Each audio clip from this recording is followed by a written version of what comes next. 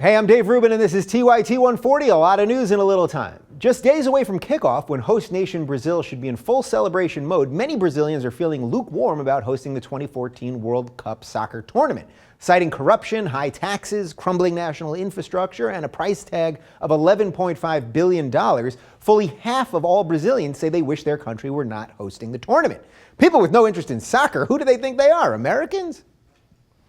Fighters with the Islamic State of Iraq and Syria, an Al-Qaeda offshoot, have captured the northern Iraqi city of Mosul, overrunning the city Monday night as Iraqi soldiers and police fled their posts. The fall of the effective capital of northern Iraq means that even more American-made weaponry intended for use by Iraqi security forces will fall into the insurgents' hands. Former Bush administration officials are holding out hope that the insurgents will also finally discover Saddam Hussein's missing weapons of mass destruction.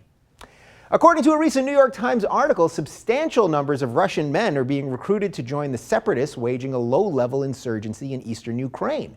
To aid the effort, insurgent groups have set up recruitment websites to encourage potential volunteers to join the struggle against the so-called neo-Nazis and ultra-nationalists who have seized power in Kiev. And while the Russian government is not officially supporting the flow of Russian volunteers to fight in Ukraine, Vladimir Putin has endorsed some of the fighters on LinkedIn. In the story that won't die, LA Clippers owner and non-fan of black people dating his girlfriend Donald Sterling is refusing to sell the Clippers and has announced that his $1 billion lawsuit against the NBA is back on. Sterling had previously indicated a willingness to let the sale proceed, but reconsidered when the NBA refused to revoke Sterling's lifetime ban from attending games. Because Lord knows it must be tough to give up the singular pleasure of having an entire arena full of people boo you every night. And finally, Japanese researchers have developed a robotic, glove-like device that can simulate the sensation of touching a woman's breast.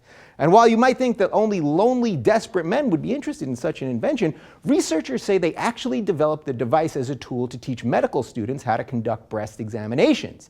Besides, if you want to touch fake boobs, it's easier just to move to LA and print up business cards saying you're a Hollywood producer. I'm Dave Rubin. Follow us on Twitter at TYT140 and suggest stories using hashtag TYT140. We'll see you tomorrow.